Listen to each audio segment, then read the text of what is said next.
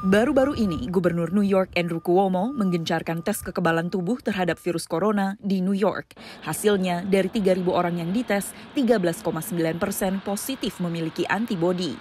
Hal itu menunjukkan bahwa jumlah orang yang telah terinfeksi virus corona lebih besar dari data yang ada. What does that mean? It means these are people who were infected and who developed the antibodies to fight the infection. Tes antibodi digencarkan di samping tes diagnosa virus corona sebagai upaya untuk kembali menggerakkan roda ekonomi di Amerika. Dengan premis, orang-orang yang telah terinfeksi virus corona dan membangun antibodi dalam tubuh mereka terhadap virus itu bisa kembali bekerja dan beraktivitas di luar rumah. Tes ini pun sudah tersedia di banyak klinik di Amerika Serikat. Salah satunya di klinik milik Dr. Mingliarti Cahyana yang akrab disapa Dr. T, seorang dokter asal Indonesia lulusan Universitas Padjadjaran yang praktik di Reston, negara bagian Virginia. Jadi terutama itu untuk melihat bahwa kita pernah kena COVID-19 atau enggak, dan sekarang punya antibodinya atau enggak gitu. Dan saya sangat gitu bahwa ternyata banyak sekali orang yang berminat untuk dites gitu. Dalam 20 menit itu saya mentes 4. Jadi kita itu sistemnya itu drive-thru. Mereka itu dikasih time slot kapan datangnya, mereka itu di mobil. Kemudian ya kita bawa satu tray yang semuanya sudah siap di sini. Hasil tes diketahui dalam 10-20 menit. Satu tes di klinik Dr. T dihargai $45 Amerika atau hampir Rp700.000.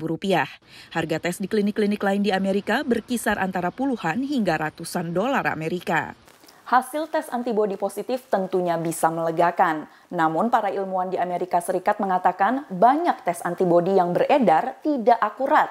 Dan Badan Kesehatan PBB menyatakan belum tentu seseorang yang pernah terinfeksi COVID-19 tidak bisa lagi terinfeksi di masa depan.